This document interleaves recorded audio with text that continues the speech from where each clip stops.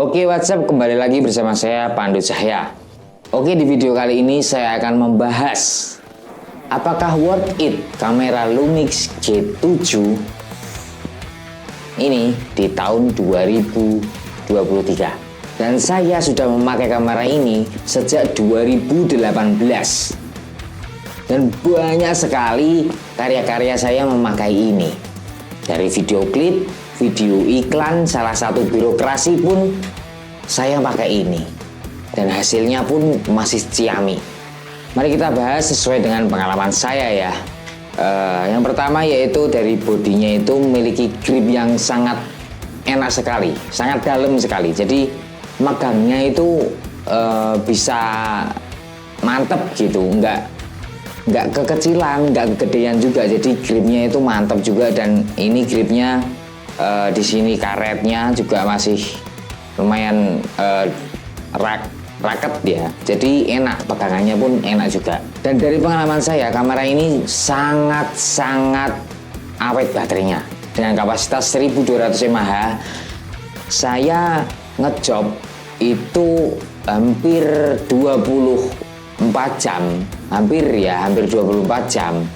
Itu cuman menghabiskan 2 baterai. Situ. Jadi dengan kapasitas 1200 mAh itu, ini sangatlah, ini the best pokoknya. Kalah dengan pesaing-pesaingnya dengan range harga yang sama. Nah, kalau masalah harga di tahun 2023 ini, dengan secondnya sekarang harganya 4-5 juta ya. Dan sedangkan barunya itu sekitar 8 juta. Untuk rentan harga 4-5 juta dengan kamera seperti ini, dan kamera yang bisa merekam video 4K 30 fps, itu sangatlah bagus sekali dan worth it. Apalagi layarnya bisa flip, jadi cocok untuk ngevlog. Nah, dan layarnya juga touchscreen. Lalu kelebihannya juga sudah WiFi. Jadi kita bisa menyambungkan kamera ini di handphone kita. Jadi kita bisa kontrol dari jauh, atau misalnya layar kita ini merasa ini kekecilan. Terus kalau untuk beli monitor yang besar itu kemahalan, kita bisa pakai handphone kita taruh di atas gini. Seperti kebiasaannya saya pakai handphone. Ini penampakan waktu saya ngejob ya. Itu set saya waktu ngejob itu bisa yang, kalau yang handphone sebelah kanan itu sebenarnya untuk lagi live streaming aja gitu, atau untuk POV aja. Tapi yang di atas ini itu untuk monitoring saya, untuk kontrol saya, daripada di monitor ini karena kekecilan. Pada saat kamera ini keluar, ini adalah salah satu kompetitor dari salah satu kamera, yaitu Sony A6000.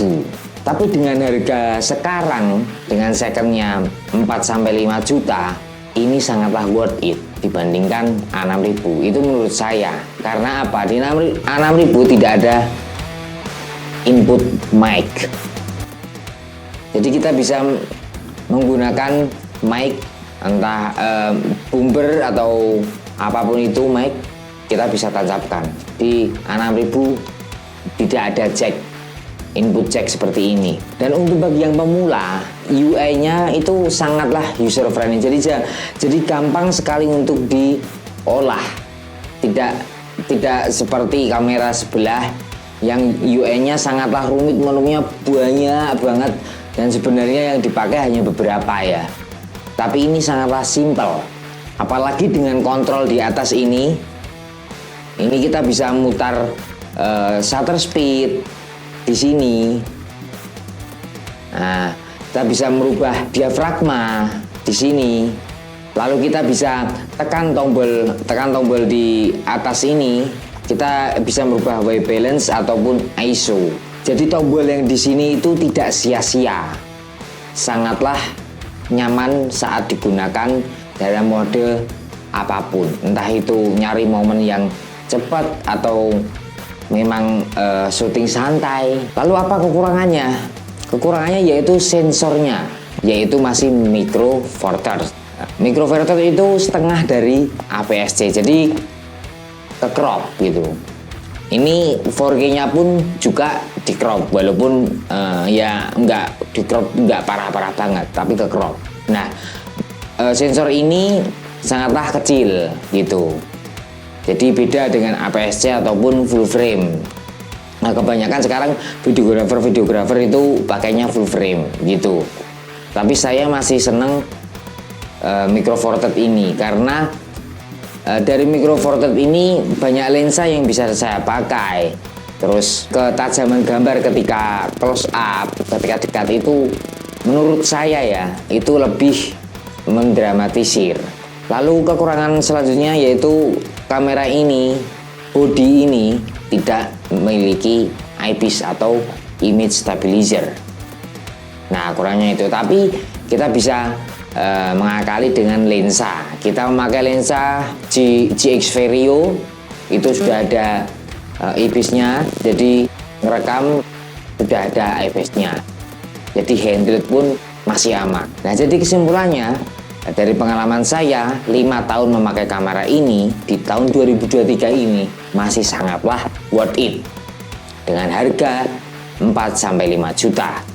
Tapi saya sarankan teman-teman kalau pengen beli kamera ini mending second, tetapi masih harus tetap harus teliti dan dicek karena harga barunya kamera G7 Lumix G7 ini masih di angka 8 juta. Sedangkan menurut saya kalau beli baru 8 juta mending di kamera lainnya, entah itu Sony ataupun Canon EOS M50 yang sudah ada eyepiece-nya. Ya seperti yang saya pakai kamera ini, yang saya rekam ini pakai EOS Canon M50. Itu dengan harga barunya itu sekitar 8 jutaan juga. Tetapi secondnya itu masih 7 juta. Kalau ini secondnya 4-5 juta. Nah, jadi saya sarankan belinya kalau G7 second saja, jangan baru. Oke, jadi itu kesimpulannya. Terima kasih sudah menonton video ini. Jangan lupa like dan subscribe. Dan komen mau request apa, editing ataupun review kamera apa, silahkan komentar. Dan thank you for watching and see you next video.